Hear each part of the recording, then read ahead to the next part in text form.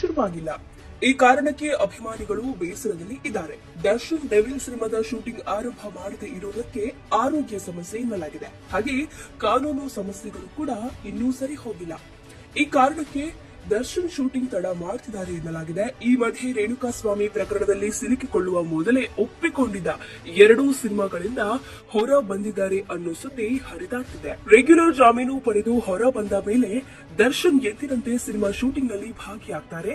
ಆದಷ್ಟು ಬೇಗ ರಿಲೀಸ್ ಆಗುತ್ತೆ ಎನ್ನಲಾಗಿತ್ತು. ಆದರೆ ಡೆವಿಲ್ ಶೂಟಿಂಗ್ ಶುರುವಾಗುತ್ತಿರಲಿ ದರ್ಶನ್ ಇಬ್ಬರು ನಿರ್ಮಾಪಕರಿಗೆ ಅಡ್ವಾನ್ಸ್ ಹಣವನ್ನ ವಾಪಸ್ ಕೊಟ್ಟಿದ್ದಾರಂತೆ.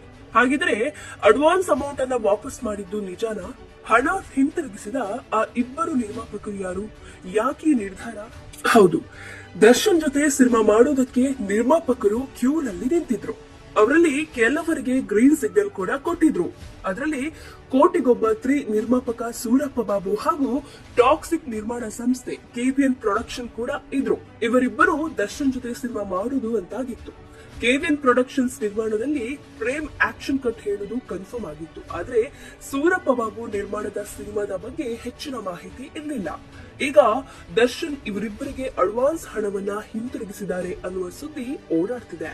ಸೂರಪ್ಪ ಬಾಬು ಹಾಗೂ ಕೆವಿಎನ್ಗೆ ಅಡ್ವಾನ್ಸ್ ಹಣ ಹಿಂತಿರುಗಿಸಿರುವ ಸುದ್ದಿ ಇಷ್ಟೊಂದು ವೈರಲ್ ಆಗುವುದಕ್ಕೆ ಕಾರಣ ಸೋಷಿಯಲ್ ಮೀಡಿಯಾದಲ್ಲಿ ಹರಿದಾಡ್ತಿರುವ ಒಂದು ಪೋಸ್ಟ್.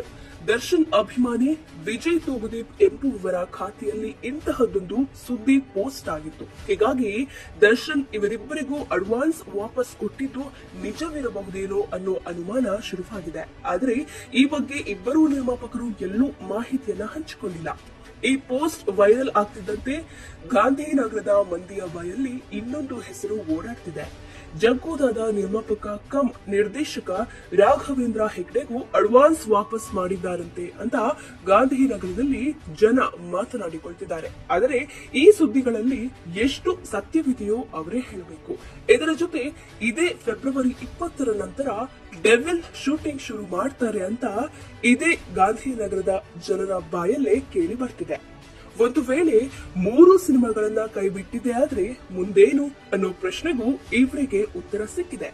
ದರ್ಶನ್ ಡೆವಿಲ್ ಬಳಿಕ 2 ಸಿನಿಮಾಗಳ ಕಡೆಗೆ ಗಮನ ಹರಿಸಲಿದ್ದಾರೆ. ಅದರಲ್ಲಿ ಮೊದಲಿಗೆ ತರುಣ್ ಸುಧೀರ್ ಸಿನಿಮಾ ಕೈಗೆತ್ತಿಕೊಳ್ತಾರೆ.